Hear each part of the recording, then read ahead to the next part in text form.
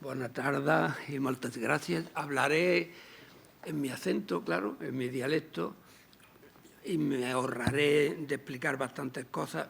Solo le agradezco al profesor Josep Pip la presentación, pero en los Morotes era republicano valenciano, consuegro de Blasco Ibáñez, pero el cacique de la Gran Canaria, León y Castillo, que mandaba, decidió ponerlo de diputado allí por el encasillado de la Restauración que habréis estudiado, para que defendiera la división provincial de Las Palmas, que se separaron de Tenerife y del puerto de Santa Cruz de Tenerife, porque el puerto de la Luz, en fin, lo comento eso como detalle porque... No, yo pensaba que era canario. No, es que hace poco un profesor de Benifayó, lo van a trasladar sus restos de Madrid a Benifayó, y por eso los valencianos que quieren recuperar su nombre, queda feo por si hay alguien valenciano que quiere recuperar su memoria. Bien, muchas gracias. El artículo que os ha repartido el profesor Josep Pip fue trabajado y redactado a propósito de una invitación que tuve del profesor Ibáñez sobre estas cuestiones, y entonces se publicó ahí. Como supongo que no habéis tenido tiempo de leerlo, ahora resumiré brevemente las tesis, y es normal porque os acumulamos con muchos papeles los profesores, pero sí plantearé lo que quiero comentar con cosas que no están en el artículo, porque si no, con leerlo, iros a vuestra casa era suficiente. He hablado de Borges, Josep Pip, y yo tenía previsto empezar hablando de la película Blade Runner, bien dicho en inglés, que lo pronuncio a mi manera, la de películas de Ridley Scott, que habréis visto cómo los replicantes, precisamente para ser humanos, necesitaban memoria y le introducían ciertas memorias para que tuvieran identidad humana. En ese sentido, la película, que se considera madre de toda la ciencia ficción posterior, es muy significativo que sea la memoria el elemento consubstancial a la definición de lo humano. No vamos a entrar en un debate metafísico sobre qué es lo humano, pero sí lo recuerdo como punto de partida, porque la identidad es nuestra memoria, y la memoria y la historia siempre es un diálogo constante con los muertos, con el pasado, pero no con cualquiera de los muertos, sino con los nuestros fundamentalmente, porque del enorme cúmulo de datos, de personas del pasado, millones, claro, de situaciones, historias, desde antes, desde el Homo sapiens, necesitamos un orden que nos explique de modo coherente la trabazón entre pasado y presente. Después iré explicando algo más. Por eso, la historia como profesión tiene la tarea de ordenar y explicar los hechos y las personas del pasado y darle una explicación coherente. Pero también la memoria se apoya en los hechos y las memorias en los hechos y las personas del pasado, de tal forma que la tesis que quiero desarrollar, o la idea, el punto de reflexión, más que una tesis, sería una reflexión para que nos sirva de guía o de desvarío para un posible debate después, porque creo que esto, si está previsto hasta las 6, procuraré ceñirme a los 45-50 minutos de una clase normal. El punto de partida de la reflexión, por tanto, es cuál es el poder o los poderes que construyen y vertebran la memoria y el saber histórico, o sea, el conocimiento del pasado con una u otra finalidad. Y esa pregunta tiene referencia o nos remite a cuál es el conocimiento que tiene más valor de ese pasado, porque son plurales los relatos, las memorias, los análisis históricos, y de quién es el conocimiento que más valor tiene. Y ahí citaré una frase de dos jóvenes revolucionarios que en el Manifiesto Comunista de 1848 dijeron que el orden de la historia emerge de la historia del orden. Y con eso, esa frase tan axiomática, prácticamente ya hay un punto de partida para reflexionar. De tal forma que la dimensión de la historia se relaciona siempre, y la construcción de la memoria se relaciona también siempre con los poderes que existen en cada sociedad. Y a partir de esos dos puntos en común o puntos ciegos que nos conectan, trataré de explicar esta reflexión. En primer lugar, resumiré brevemente parte de los contenidos de este artículo, por si no habéis tenido ocasión de verlo y leerlo. Ante todo, diferenciar entre los historiadores. Llevamos mucho tiempo, desde los años 80, con Pierre Nora, que os sonará, y Paul Ricoeur, y muchos, sobre todo los franceses. También Enzo Traverso, italiano, ha escrito sobre esto libros y reflexiones muy jugosas. La memoria es una necesidad política, nace de la polis, de la convivencia ciudadana, y es una construcción propia de la polis, por tanto, política en el sentido etimológico de la palabra. Esta es ensamblada con los diferentes poderes que existen en cada sociedad, y por eso siempre hay varias memorias en toda sociedad. La memoria oficial o institucional, y eso lo podemos ver hoy, la memoria silenciada, que existen siempre memorias silenciadas, y hablaremos después, la memoria sumisa, la memoria de otros poderes rivales u otros poderes alternativos, de tal forma que toda memoria sí que podemos caracterizarla. En eso existe bastante consenso entre los profesionales de la teoría sobre la memoria y los historiadores. Siempre la memoria selectiva, como todo proceso de conocimiento, pero en este caso más, porque selecciona los hechos del pasado que se ajustan mejor a la necesidad del presente, de una determinada identidad en una coyuntura concreta. Omite, por tanto, lo que no se ajusta a esa lógica de recuerdo, incluso puede inventar o exagerar, y existe en paralelo con la historia como pretensión científica, porque la historia sí que es un saber, como todas las ciencias sociales, algo habréis estudiado en alguna asignatura de historiografía. Básicamente nace en el siglo XIX con la economía política, la sociología, la antropología, la psicología, o sea que son saberes sociales que nacen con un afán de conocer la realidad, como decía Ranke, tal cual es, con un afán de objetividad, de imparcialidad, aunque no la cumple y lo sabemos, pero no avanzó más que, o no esbozo más que lo que pretendían en el siglo XIX. Por tanto, la historia en ese sentido no tiene una linde ahí de pretensión de objetividad con respecto a las memorias.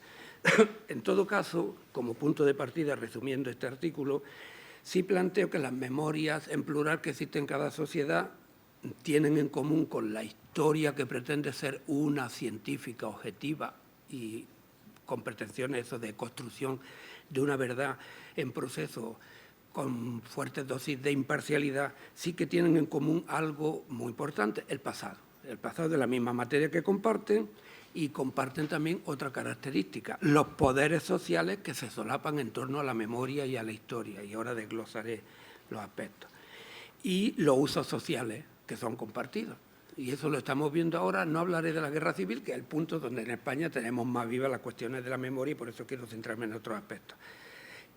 Habría una última cuestión, cómo enseñar ese pasado y qué papel tenemos los historiadores en la transmisión del conocimiento del pasado. Pero, en fin, vuelvo entonces al punto de partida del poder. El orden de la historia emerge del poder, del orden de quien marca el poder.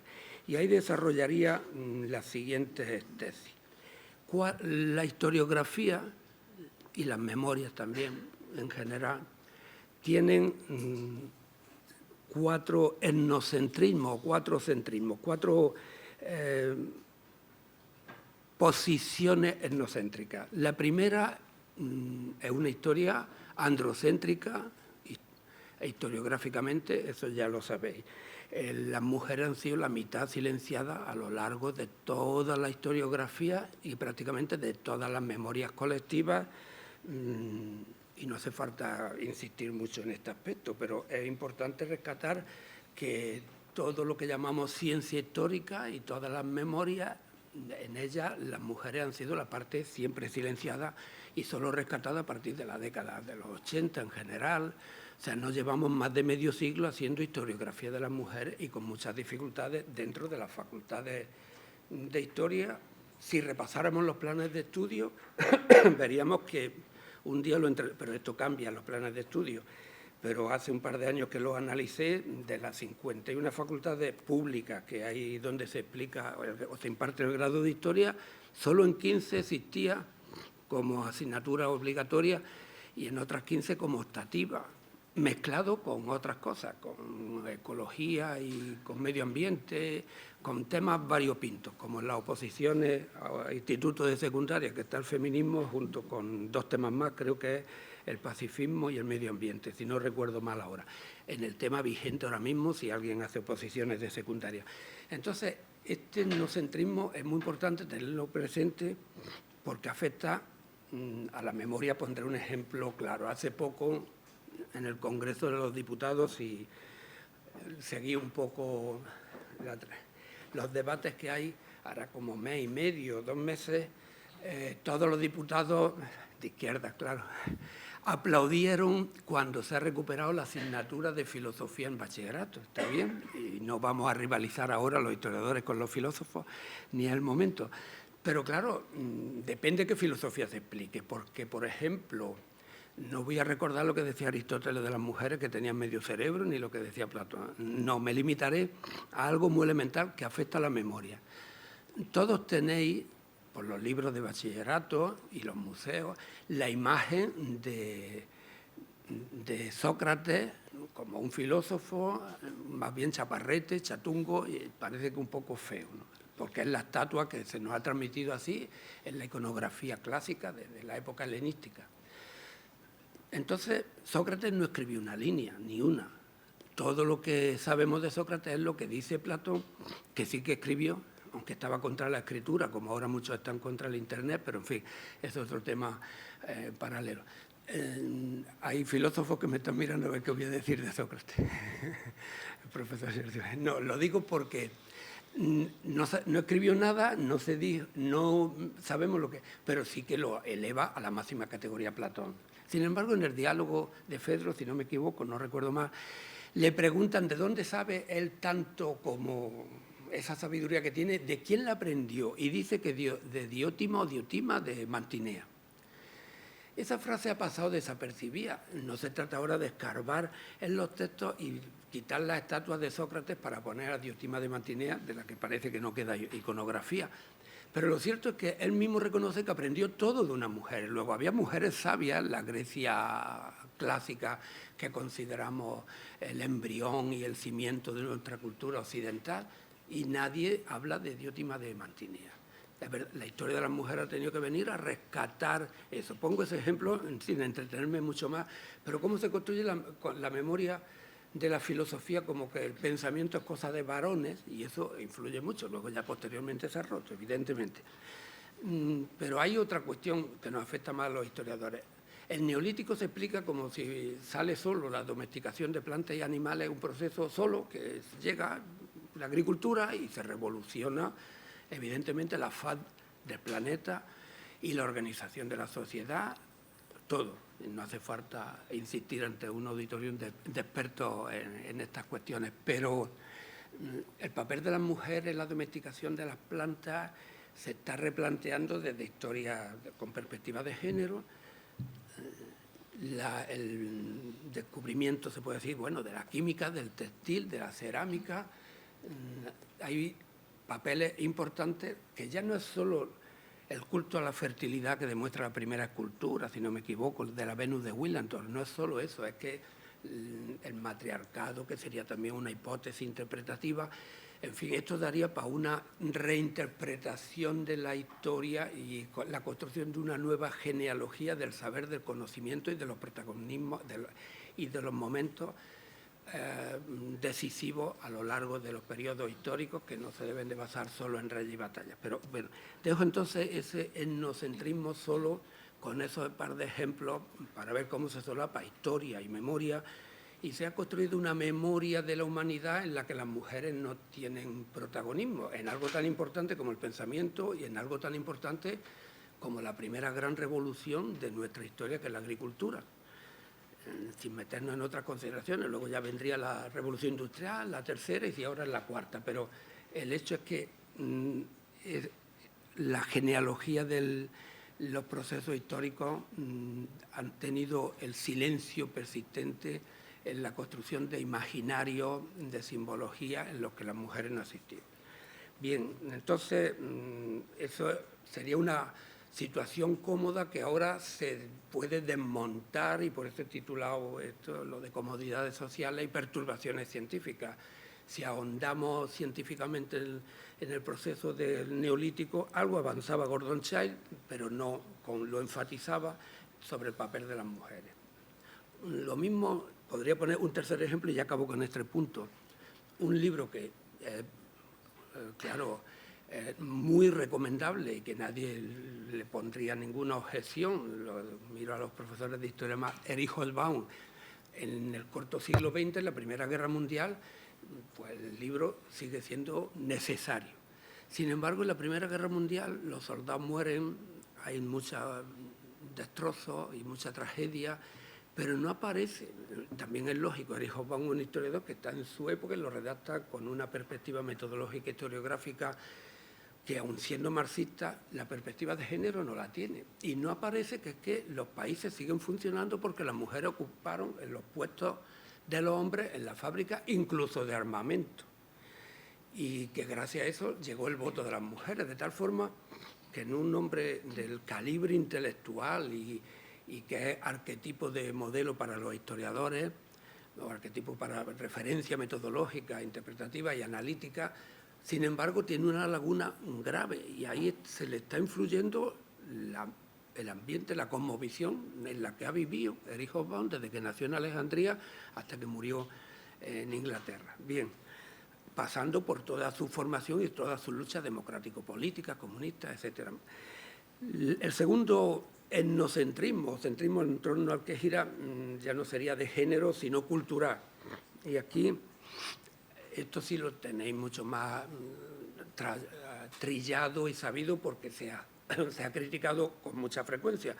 El eurocentrismo de toda la memoria que tenemos construida en Occidente, eurocentrismo que afecta a esa memoria de los hechos e incluso de elaborar, cuando decimos que la democracia viene de Atenas, que aquello fue un experimento que no cabe duda que hay que tener siempre en cuenta, pero que desde al cabo de los 25 siglos pues no hay una hilazón que conecte un proceso con otro, aunque en los Estados Unidos construyan el Capitolio con estilo neoclásico, ¿no? Pero lo mismo que en este caso el eurocentrismo, en los manuales de historia no hace falta analizarlo, sería muy largo, pero ya tenéis vosotros experiencia y capacidad crítica para ver que esos manuales que estáis estudiando con frecuencia, no todos, siempre hay excepciones, pero como la de Erich Hobsbawm, que sí hace más historia universal, pero en esos libros lo que predomina no es una historia universal, sino una historia de Europa y además de una Europa muy restringida a Centroeuropa, donde Italia sale bastante más, lo digo por el amigo italiano, bastante más que España, que es bueno. España sale cuando tiene que salir desde la perspectiva de Centroeuropa. Y no digamos, los países eslavos apenas existen, o sea que la definición de Europa no está, pero los manuales se llaman historia universal. En la biblioteca está lleno de manuales de historia universal, que no es universal. Por supuesto, Asia y África no existen. América Latina porque se conquista, se descubre, lo que sea, pero porque aparece ante Europa, no antes. Y de camino, pues le ponemos los precolombinos, porque ya que se le conquista y se le explota, al menos saber quiénes eran, pero nada más. En fin, de manera rápida, el eurocentrismo yo creo que no hace falta deconstruirlo, desmontarlo, porque vosotros mismos ya lo habéis experimentado y seguro que en más de una asignatura habéis tenido ocasión de comprobarlo críticamente. Hay otra etnocentrismo sobre el que se ha construido nuestra historiografía desde el siglo XIX, evidentemente, nace con Ranke, que quería la construcción del Estado-nación alemán, digo, es uno de los padres de la historiografía, pero todo, y Michelet con la Revolución Francesa y luego toda la evolución de la ciencia o del saber histórico, pero también la memoria de cómo se organizan las sociedades, de tal forma que hay el modelo de Estado-nación se trasplanta como algo que es la forma natural o la mejor forma de organizar una sociedad. También este tema da mucho que hablar. Solo recordaría aquí algo que en el museo lo tenía aquí escrito, pero bueno, no lo... En el museo de Suecia sobre los vikingos a la hora de entrar, tienen en Estocolmo, en su entrada avisan al visitante: hace 1000 años el país de Suecia no existía y tampoco los suecos, para evitar confusiones. Entonces, simplemente lo comento como es una advertencia necesaria y son situaciones distintas. Es otro etnocentrismo o eje sobre el que se ha construido también de manera exclusivista o de manera predominante el relato historiográfico y el relato de la memoria en plural. Y estoy hablando de las sociedades occidentales, que son las que nos movemos y en las que estamos y sobre las que tenemos que analizar, diagnosticar y plantear retos. Sería que predominen todos ellos unos valores que podríamos catalogar de clase media o una ética de clase media donde existen ingredientes contradictorios. Un ejemplo que creo que lo vais a entender más fácil: el anuncio que sale en la televisión de Bienvenido a la República de Ikea. No sé si lo ponen en otros países, no sé si en Italia, no sé si lo ponen, pero porque en Italia tenéis una república. Pero claro, en España la palabra república es sinónimo de guirigay y de zahurda, zahurda con H aspirada, zahurda. Entonces, ese mito de república igual a guirigay se fragua, eso lo estudió Jover Zamora, un buen catedrático cartagenero además. Nace en la época de Cánovas, claro, que como no lo sabréis, pero bueno, como Dios manda, además de presidente del gobierno, era presidente de la Real Academia de la Historia y montó un plan de elaborar una historia de España que no terminó. Ya estaba la de Modesto Lafuente, pero él no terminó. Luego vino el segundo gran plan, que es el que está ahí, el de Menéndez Pidal. Lo que no hizo Cánovas sí lo llevó a cabo Menéndez Pidal. Bien, en esa época república se hizo sinónimo de caos, fragmentación, separatismo, en fin. Todo lo que habéis estudiado, yo no sé, claro, los libros de bachillerato cambian mucho, pero a los alumnos cuando les pregunto en el examen, la Primera República, les pregunto siempre lo mismo: contenidos sociales del movimiento cantonal y de la Primera República. El que me diga que hubo 4 presidentes lo suspendo. Porque como en todos los libros de bachillerato, lo primero que dice es que hubo 4 presidentes. Y se saben, además, os sabéis, no sé vosotros, los menos los alumnos que me llegan a mí, se saben los nombres de los 4 presidentes, otras cosas no, pero se lo saben. Que hubo 4 y los nombres, y por orden. Se ve que hay obsesión en explicar que la República fue un cisco. Eso, un guirigay. Cuando en el reinado de Isabel II, la estabilidad monárquica, cambiaron los gobiernos cada 3 meses. Hubo uno que no duró ni una noche. En un baile cambió la reina de criterio, porque constitucionalmente, aquella constitución, esta no, el rey podía cambiar en jefe de gobierno y cambió. Alfonso XIII terminó, entre otras cosas, destronada porque estaba metiendo la mano en la política tan directamente que acabó. Alfonso XIII acabó también destronado y hay un periodo que en la historia, no sé ahora en los libros que habéis estudiado, se llama las crisis orientales. Las crisis orientales eran porque se producían en el Palacio de Oriente y porque él se portaba como un rey oriental. Cambiaba los jefes de gobierno también cada 6 meses. De tal forma que en el reinado de Alfonso XIII, de 1900 a 1923, luego reina, pero con una dictadura, también los gobiernos duran una media de 6 meses.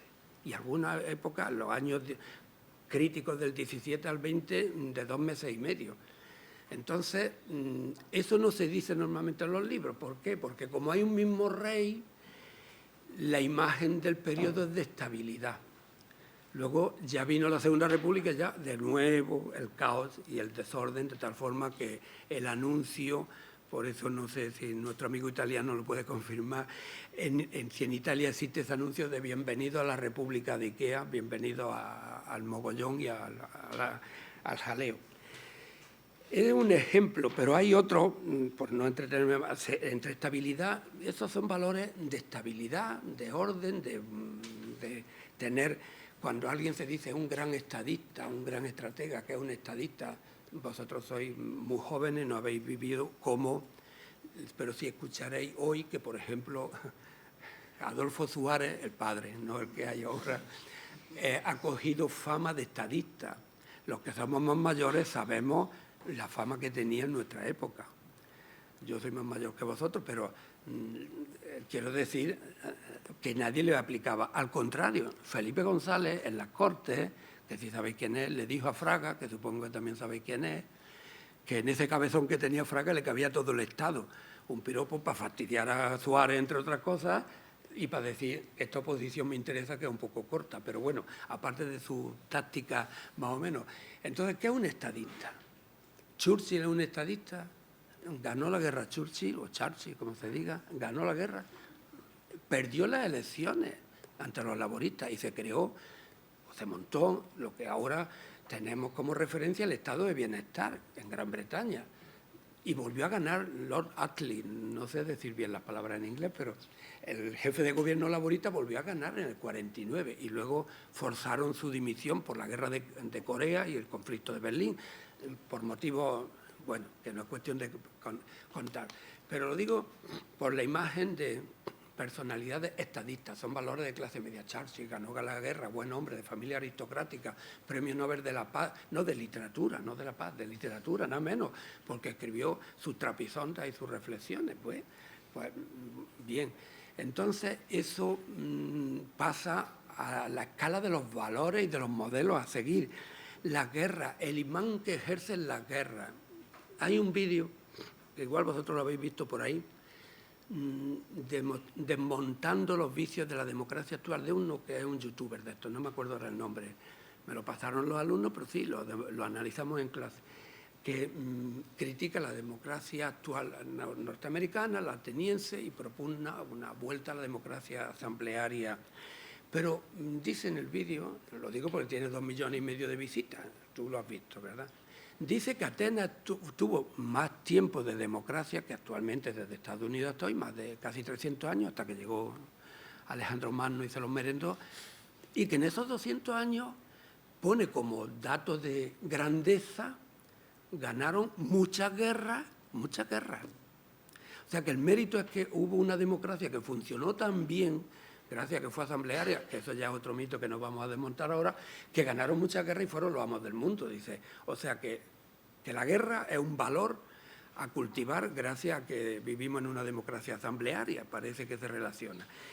Y ese cuarto etnocentrismo lo menciono aquí también para un poco para ensamblar con esa reflexión inicial de quién es el dueño del pasado y los deberes de vigilancia que tenemos los historiadores, porque el orden de la historia vemos que nace de la historia del orden y de los poderes, que es algo que se repite con mucha frecuencia, que los vencedores construyen sus relatos, es verdad, también hay relatos de los vencidos que se mantienen, veremos ahora algo de eso.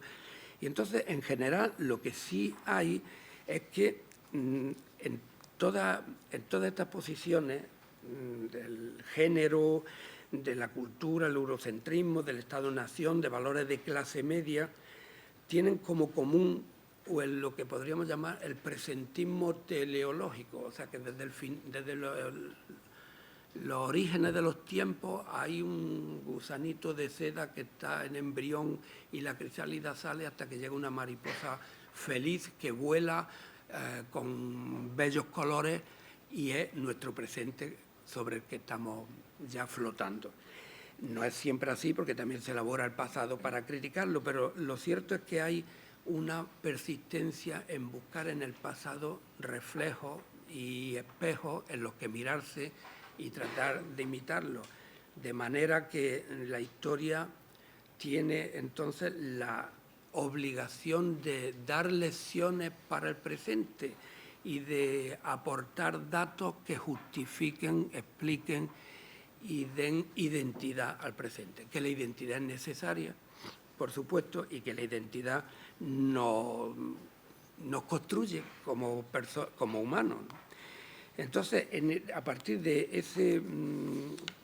esa relación con el presente, también la historia se convierte desde esa perspectiva presentista que las memorias también, lógicamente, las cultivan porque tratan de rescatar de recuperar, de subrayar o de glorificar unos determinados pasados de unos sectores o de otros. Por ejemplo, por citar, luego podemos hablar más en el debate de la guerra civil, que no lo estoy tocando, pero hay memorias anarquistas y memorias comunistas sobre la guerra civil y memorias distintas. Hablo solo del bando de los vencidos. Los vencedores tienen muy claro los que ganaron la guerra. Pero dentro de los vencidos, ahora quizás no hay tantos pugnas, pero hubo una época en que historiográficamente también y como memoria se enarbolaban distintos argumentos sobre quién fueron los responsables de la derrota republicana. Pero recientemente hay un libro, que ahora no recuerdo el nombre del autor, pero es sobre Amado Nuño, a raíz de ciertos libros que han sacado el papel de un anarquista en las sacas que hicieron de Paracuellos del Jarama. Un profesor se dedicó a averiguar el papel de los anarquistas y a recuperar y situar en su sitio lo que tuvieron que ver en la represión o no. Sin meternos en más detalles, quiero decir con esto que incluso dentro de las memorias de los vencidos no hay una memoria unívoca, y lo mismo también afecta al relato de los historiadores. En este caso, los retos a los que nos plantea y la obligación de enseñar, el primer reto es cómo transmitir el pasado y qué papel cumpliría el pasado en la enseñanza de transcurrir de distintas sociedades y de lo que puede aportar para el presente, si es que puede aportar. Aquí podríamos distinguir quizá una posición conservadora, que la historia sirva a los poderes, a los distintos poderes del presente, o una posición crítica que puede romper y abrir espacios de futuro, porque la cuestión fundamental es si la historiografía sirve para desactivar el pasado, que con frecuencia, sobre todo en las memorias, es un factor de movilización que exige que renunciemos a la búsqueda del cambio, que es lo propio de la historia. O sea que el reto fundamental para la historiografía no es tanto separarse o no, como se ha planteado en algunas tendencias historiográficas, de la memoria, sino definir bien que es una ciencia social del cambio. Eso Pierre Vilar lo dijo muy bien. Es la historia de las sociedades en construcción, en un librito muy pequeño, en anagrama, que sacó hace ya más de 40 años. Esa historia en construcción de Pierre Vilar sería lo que marcaría el reto de volver a recuperar que la inmanencia, lo que permanece de un siglo a otro, solo existe en la mente de los historiadores, de los políticos, de las personas que necesitamos sostener una determinada identidad, de tal forma que entre un joven de La Mancha del siglo XVI y un joven de La Mancha de hoy, hay menos conexión que entre el joven de La Mancha de hoy y vosotros, o el de Tokio o el de Nueva York. Hay más puntos en común con los del presente. Y eso hay que tenerlo presente, porque las identidades también son construcciones históricas que van cambiando. Y si queremos construir una democracia en nuestra realidad y queremos profundizar, que es el reto al que puede contribuir la historia, en este caso es evidente que no se lo vamos a deber ni a Pelayo, aunque algunos hablen, ni a la Reconquista, ni a la influencia del cristianismo, pero tampoco a la CNT de Durruti o al comunismo de la Pasionaria, tampoco. O sea que la democracia es la que hoy se la pueden haber ayudado algo los que están vivos más viejos, algo, con todas las críticas que se pueden hacer a los inicios y que es necesario hacerlo. Y en segundo lugar, la democracia está en las manos de cada generación, de cada época, donde nosotros mismos somos los que somos capaces o no de profundizar en esa democracia. Poco lugar tiene hoy, claro, esto puede parecer pesimista si sois de historia o interesa la historia, poco puede aportar para construir la democracia, y esto sería un tema de debate que seguro igual choca ni la historia medieval ni siquiera la contemporánea, la construcción del presente. Nos resulta útil, pero en este caso el pasado no nos surte de argumentos para el presente y habría que relegar el papel de los objetos históricos, que son dignos de un estudio concienzudo, pero que igualmente no responden a la planificación del presente. Y habría que renunciar también, como reto, a identificar sujetos históricos que están inmanentes a lo largo del tiempo como bloques compactos. Por eso citaba el ejemplo del Museo de Estocolmo. Ojo, aquello no era Suecia y los vikingos no eran suecos, porque parece que a lo largo del tiempo y de la época esa historiografía siempre ha ido pasándose la antorcha de una generación a otra, de un ser, de una existencia, que en España hemos tenido ya muchos escritores sobre el ser y el enigma del ser español, que hubo una época, sobre todo a raíz de la derrota de la República entre Sánchez Albornoz y Américo Castro. ¿Esto significa que nos tenemos que desconectar del pasado? No, no es, sino que tenemos que ponernos a cubierto de esas engañosas similitudes que esa historiografía conservadora, puesto que ha estado al servicio de distintos poderes, o esas memorias que tratan de fijar poderes nuevos, nos invitan a establecer con nuestros antepasados, porque no siempre es fácil de comprender esta idea, pero la historiografía, trazada con moldes reivindicativos, con mucha frecuencia, aunque intente sacudirse el peso de la erudición positivista y neutral, tienen una mirada histórica que siempre trata de establecer vínculos con los ancestros. Y por eso lo que estoy planteando puede chocar, pero yo creo que la historia del siglo XXI y más vosotros, así que hablando antes personas que vais ya, sois del siglo XXI, de otro milenio, es evidente, mantener esta visión, pues bueno, es legítimo mantenerla, pero se puede considerar de una visión conservadora porque no permite avanzar más allá con nuevas propuestas, porque ahora mismo tenemos retos como el que se ha planteado de construir una nueva genealogía de la historia recuperando el papel de las mujeres, una nueva genealogía de la ética que no sea de esa clase media que hace de la guerra y de la violencia un imán que atrae películas, géneros. Ayer vi por la calle un anuncio que no sé si lo está también aquí en Bar, supongo que sí, porque es de Vodafone, un gran anuncio de Vodafone enorme, de estos que ocupan fachada en rehabilitación, que ponía Pedro, la nueva tanda de Juego de Tronos, nos decía, la nueva tanda, o no sé, no te lo puedes perder. Pablo, perdón, Pedro no. Pablo. Obvio a quién se dirigen, a Pablo Iglesias, que es admirador de la serie Juegos de Tronos. No sé si lo habrán consultado con él, pero bueno, da igual. Lo digo, Juegos de Tronos relacionado con el líder de la izquierda, se supone que es más radical, de tal forma que exaltar Juegos de Tronos, aunque se lo regale al rey, que se lo regale al rey no me parece mal, pero que se anuncie, Pablo, no te puedes perder la nueva etapa de esta serie, pues yo creo que alguien de izquierda debería haber otras series quizás más, y ahí vuelvo a los manuales de historia. En los manuales de historia, y vuelvo a lo de género, y ahora ensamblo con otra figura, con Henri Thoreau. ¿Se dice Toro los que sabéis más idiomas? Vale. Es que yo soy de la etapa antigua que solo estudiábamos francés y me he quedado ahí apalancado. Por ejemplo, en los manuales de bachillerato todos habéis visto una fotografía de un barbudo Carlos Almar. Ya, afortunadamente, eso es un avance respecto a los libros que teníamos en otra época, pasada ya, afortunadamente, bien.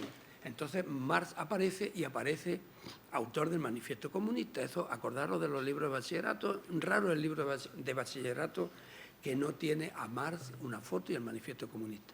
Sin embargo, nadie saca una foto del manifiesto de Seneca Falls y de Elizabeth Canton y de las dos feministas que estuvieron al frente del proceso del manifiesto de Seneca Falls, que tiene el mismo valor que el Manifiesto Comunista o más. A ver, voy a decir más por algo. El Manifiesto Comunista de Marx se lo encargó la Liga Comunista, que desapareció a los 2 meses y quedó en un encargo anónimo como esos que encargan los políticos para que le hagan un discurso. Entonces lo escribieron y se quedó allí en el aire. Y ni ellos se acordaban que lo habían escrito. A propósito de la primera gran crisis del capitalismo de 1866, recién fundada la primera internacional en 1864, en pleno debate con Bakunin, Marx, Bakunin, empezó a circular, y sobre todo con la huelga y el movimiento obrero internacional, la AIT, se extiende por Europa, y empezó a circular ese panfleto. Y de pronto habían pasado 20 años. Se dieron cuenta, dijeron, que es nuestro, vamos a firmarlo. Y lo firmaron y se publicó como manifiesto comunista de Marx y Engels. Muy bien. Pero está en todos los libros de bachillerato, pero en su época pasó desapercibido, como el manifiesto de Seneca Falls pasó desapercibido. Sin embargo, hoy debería de ser una referencia para conocer la historia de la larga lucha de conquista de la igualdad de las mujeres. ¿Y por qué digo que tiene más vigencia el manifiesto de Seneca Falls que el de Marx?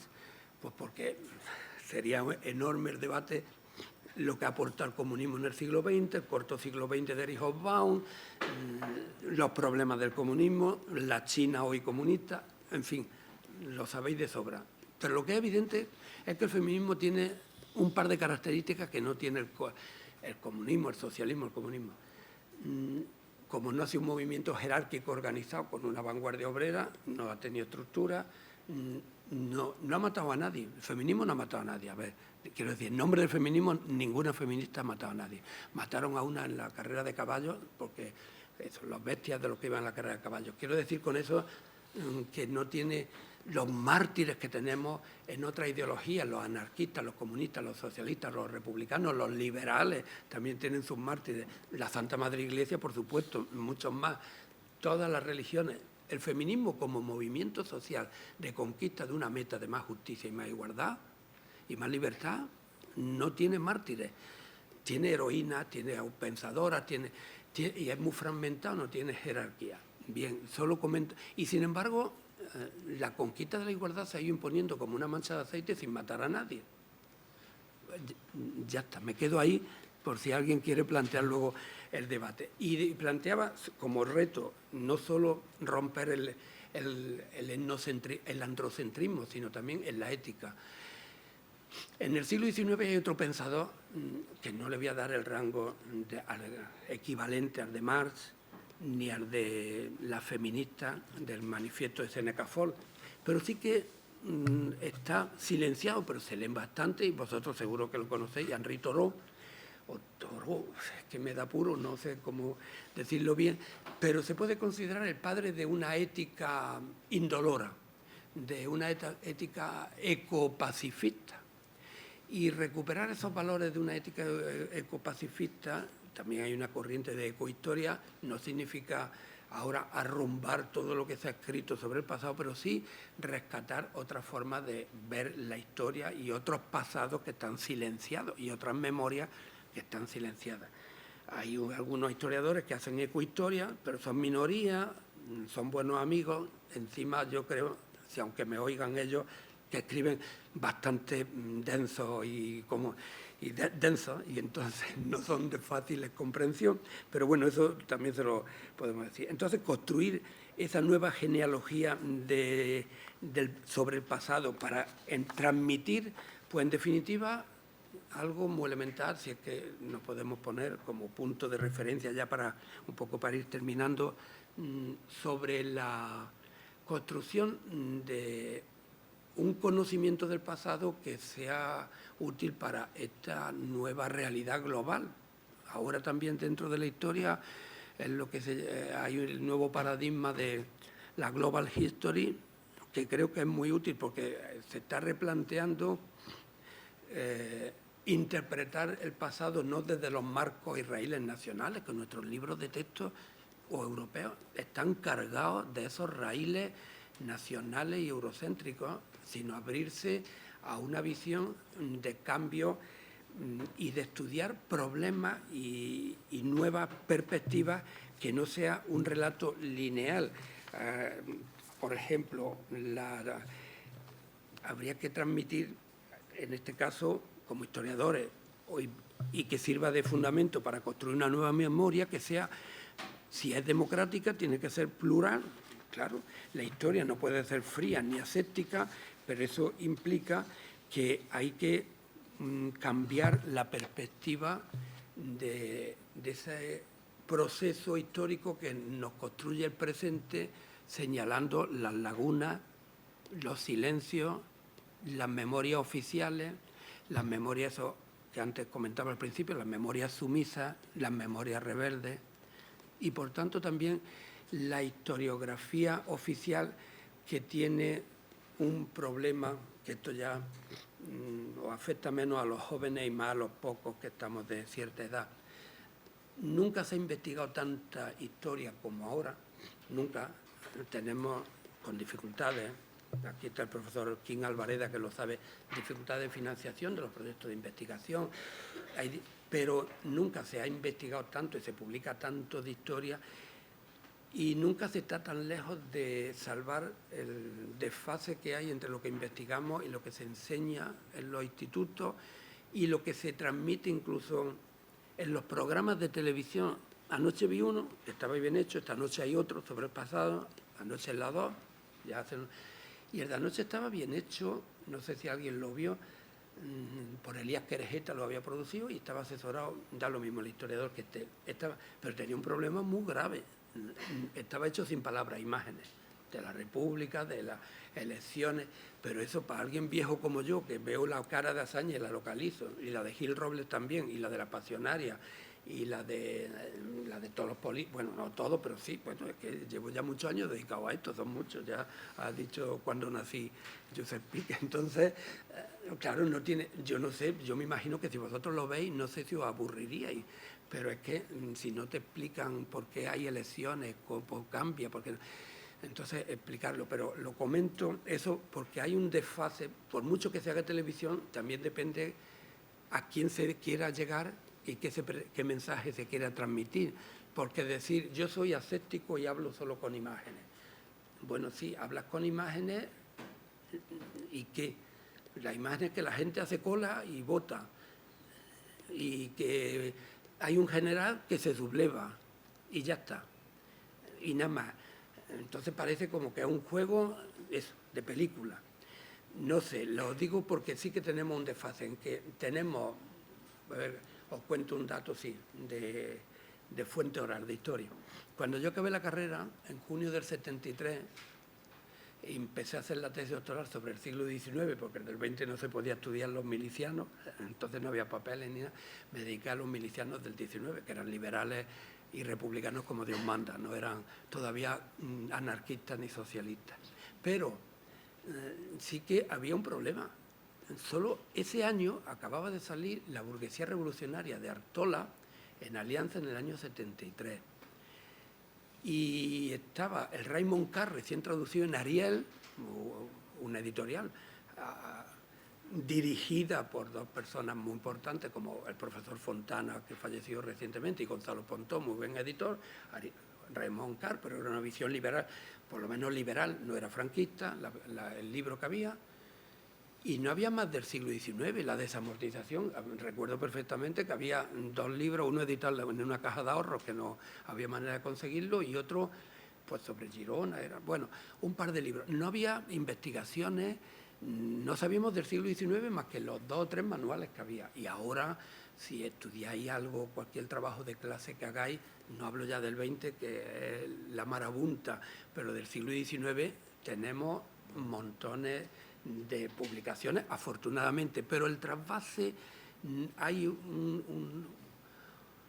un vacío y un punto ciego de conexión entre universidad y enseñanza secundaria y primaria, que no es tanto que los manuales no estén bien elaborados, sino también el afán de apelmazar datos y acumular datos. A la historia política tradicional se añadió la historia social, se añadió la historia económica, se añadió la historia cultural.